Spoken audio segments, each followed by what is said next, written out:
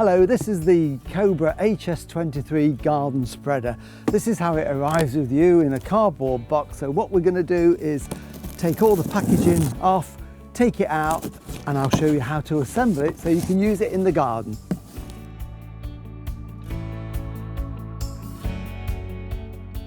So here it is, all laid out on the table out of the box. So I'm going to show you now how to put it together. It comes complete with a manual, so read that. That's got all the instructions in there and all the components that you need to do it. You do need a few basic tools. So the nuts and bolts are 10mm, so helps to have a spanner or socket set to be able to put them together, and you need a crosshead screwdriver. Towards the end you'll also need a rubber mallet to be able to put the caps on the wheels. We're going to start with the plastic hopper here and put the handle on it. So what we need to do is just turn this upside down like that, and you'll see it's got these little plastic mouldings on there. The support stand is going to go on that way with the legs facing upwards. The holes are pre-drilled in the plastic, so we've got 4 large screws here, so we can just start those off by hand. Just make sure that they line up with a hole. That's there. Just get that going with my finger, and then they can be all put in and tightened down really tightly.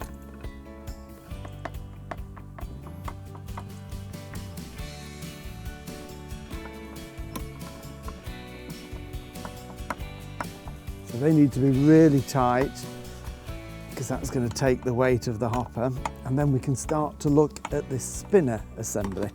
Next part is we can put the spinner on top of this shaft here. This is going to be the axle that the wheels go onto, so when they turn, this turns as well. So it's got a hole in the centre, it wants to be that way, and we're going to slide that down. Now notice here it's got 2 holes. We don't want the top hole, we want this hole here that's threaded. There's a thread there that we can put a little bolt through there. So I'm just going to slide that onto there, and then what you've got to do is to line up very carefully these holes. If I can just balance that there. So there's the hole there. So I've lined that up with a hole below. I've got a small bolt there that will go in. So we tighten that all the way in, so it holds it nice and securely in place. So once we've got the spinner attached, we can now put this onto the hopper. So we want it so that it says the front on this little gearbox mechanism. This needs to be at the front there where it says Cobra, and it's going to go in. We're building this upside down, of course, at this stage, through the hole in the bottom and just sit down. Now that isn't right, but it will all adjust itself. We've got this middle shaft through here, so we've now got these 2 bent poles like that. Okay, so what we need to do is, it doesn't matter which way around you get them, but essentially the big hole is going to go over this shaft just here, and then the same with this one here. Just feed that one over that shaft like that. And then what we do, using the long nut and bolts that we've got, we're going to line it up with the hole just here, and not the first hole but the second hole down. Just before this bend, we can pop this through there, and then just put our little nut on there. So I'm just doing it finger tight to start with, just to make sure that we're right. And then we're going to repeat this on this side. So I'll just get my nut and bolt, and again through there. So we can see now we're starting to build up part of the framework. And these will eventually come together for the handle to go in just down here. So that is what we get in this sort of inverted Y shape just there. So I'm just going to tighten those up a little bit with my spanners. These on here we've got 10mm, so you need your 10mm socket or spanners on there. So I'm not going to do them overly tight because we do need a little bit of wiggle room, but I just need to get a bit more tension on them. So I'll do both sides. We can now start to sort of stiffen this framework up and get it into place. So we've got 2 of these straps here, and they've got a bit of a kink in them like that, if you can look down. So if you imagine, hold them together so that the tops are touching but they've got a gap at the base, and then put them apart. That is the right hand one, this is the left hand one. This one is going to go on the inside of this front bar, and this one is going to go on the outside to brace it. So I'm going to hold that in place. I'm going to pop through a bolt through there, and then a nut on to there. Okay, and then I'm just going to tighten that up a little bit, not too tight at this stage. Okay, so that's still got a bit of movement in it, and then I'm going to repeat that on this side. So again, it goes on the inside of this and on the outside there, just like that, and the bolt goes through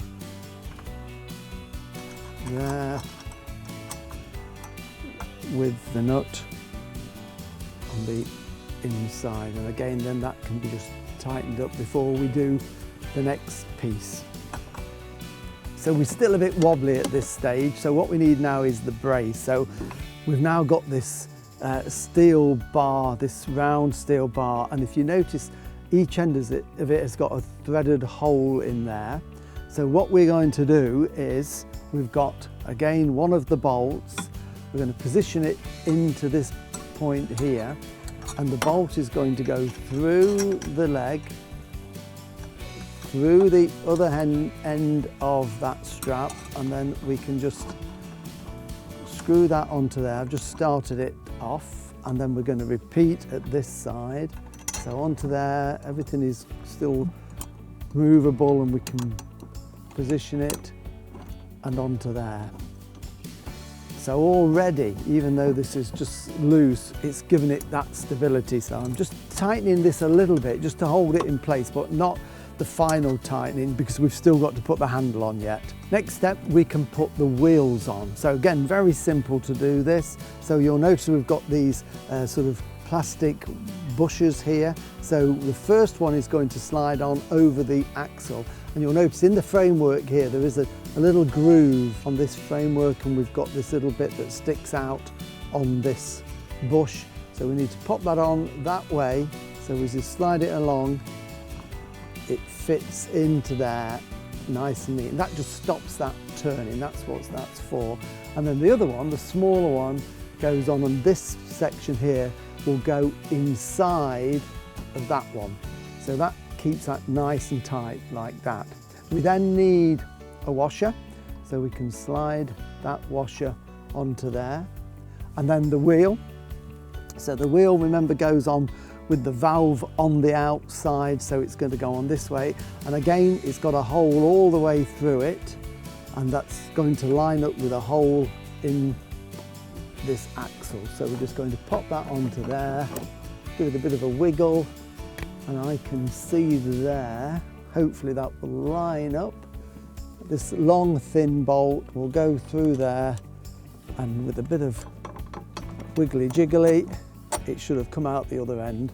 And then what we've got is a small nut. This is an 8mm nut that will go on there, and we need to tighten that up. This is a locking nut as well, so it won't vibrate off. So now we've got this wheel on, we can put the locking cap on, which are these. They've got a blue plastic on which you can take off afterwards, and these just basically knock on to the end of the little axle there. So once they're on, they're on. Before that, we need the second washer that goes on to there. And then with these, you've got to get them square in place. And this is why I've got my mallet here, because what we don't want to do is to hit them with a metal hammer that might damage them. And it's just a case of get them on and then give them a good old bang like that. And that's it, and then you can take that protective cover off. That will not come off easily now, so just give them like I say, a good tap round so that that cap closes around that tubular axle. The other side is exactly the same with the two little bushes on there and the washers. The only difference is we haven't got a nut and bolt. All that holds this wheel on is the cap that we hammer from the other side. So we just give that a tap, try and do it as squarely as possible as you go around, so it goes on nice and evenly. And that's on really firm, that's not going to come off. So we're now going to work on the handlebar construction. So we've got this square pole here, it's got 2 holes drilled here, 2 holes drilled here, but you'll notice that there is a longer gap between the end and the first hole here than there is here. So essentially the long gap is going to go into there when we get to this stage. So that will go in like that. So that will bolt into place there. So that is the way it's going to go. So what we can do here, we've got our 2 handlebars, as we can see, like that. And what we're going to do with the first one is put in a spacer. So this little plastic spacer here goes in at this angle. We can get one of the nuts, goes through, and then it goes through the other hole there, and we can put the nut on it. So that's our little nut and bolt. So we're just going to do this loose at this stage. So that goes in there, and that basically just stops it being over tight at the end. And we've got to line up the holes that will go through it. So again, a little bit of just jiggering about. So that will go through there. Now, it has also got an adjustment on this if you want to. You can lengthen this up and down depending on how tall you are. That's why it's got more than 2 holes. So I'm going to push the other one through the next hole there, which should now line through. And while we've got that like that, just going to hold that in one hand. This control here is how we operate the actual spread of the holes, the aperture in it. So that will then go on to those 2 holes as well, and then I can put my nuts on them. And then once we've got those on, we can tighten everything up evenly, and that will then complete the top part of the handlebar. So they're all nice and tight. So that's now held that really firmly in place, and this is going to be the lever that we need to adjust the rate that we put the fertiliser or the grass seed on or whatever. So that's that piece done. So this square tube will fit into there and clamp. Before we do that, we need to attach this piece here. So this is all part of the mechanism that is going to open and close this valve here, this slider that releases the contents onto the flipper plate. So you'll notice on the end of this there's a little nut. So I'm just going to take that nut off, and then if we look in here, this is the bit that is the slider that will just go into there, and then the nut can go back on, and then we can tighten that up. You don't have to go all the way, it's just basically to locate it and to stop it from coming out. So that will hold that there like that, and that will then go underneath here. So it's going underneath this frame, and it will attach like that. So that's how that's going to go. So this is where you might just need a little bit of help just to hold that into position. So I'm just going to now, this is why we've not tightened anything up too much, because we've still got a little bit of give in this. So we're just going to slide that in. There's only 2 holes in this, so you haven't got any choice. And then using the bolts, because it's going to go through there and out. Just a little bit of a wiggle, just to get that through. That's gone perfectly. And that one through there, so they're in. And then I can get this plate that we had that goes onto there, and then I'm just going to put those little nuts on finger tight, just to hold it all in place, just to make sure that it is right. So I'm now just going to tighten those up. Leave my spanner on the back. So if I just turn that round now to show you on the camera, you'll see exactly how that's fitted on there like that. So that just needs tightening a little bit more, but that's firm. So that will then have a linkage on there, and this will then control the opening and the closing of the hole in there that releases the fertiliser and the grass seed there. It opens up those 3 little holes in there. So what I'm going to do is finish tightening these up, and at the same time I'm going to go around and tighten all the nuts and bolts on this framework so it's really rigid and tight. And then the last thing we can do is attach this linkage, and that's it, finished. So everything has been tightened up now on the frame, so there's no twist in it. So you will be left with this thin steel rod with a little flattened piece at this end. So this is to link the linkage together like that. So what we do is going to go in from this side, and you'll notice there's a bit of a slot there. It will only fit in one way, and then it will twist. It just basically stops it coming out. And then at this end down here, we've got 2 nuts on this threaded rod, and we can just adjust those. So I'm going to take the bottom one off completely, and then just tighten that one, and then that will push down and that will go into there like that. And then we can tighten the second one up. And the reason that we can adjust those is because here we've got the control there, so we can adjust that if we need to. So once you're happy with that, you can just tighten those up, and there we go. So that's it. It's now ready to go. I'm just going to lift it down onto the floor just to show you inside, because the very, very final thing that we need to do here is to put in a stirrer, because obviously this is where we put the fertiliser and the grass seed.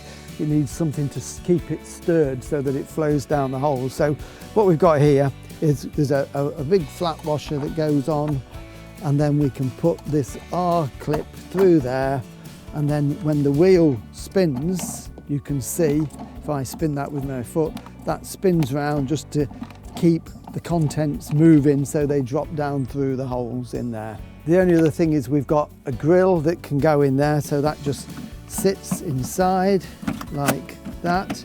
So that just stops any big stones and things going in if we're pouring things in. And then a little shower cap. If it's a bit damp, it's always worth putting that on, just so that just goes on there. Just keeps any rain and moisture out. And that's it. You're ready for action. You can do all your feeding and seeding on the lawn and make it much easier than doing it by hand. Remember to register your Cobra online at www.cobragarden.co.uk. Always have your Cobra serviced regularly. Check the website for your nearest dealer.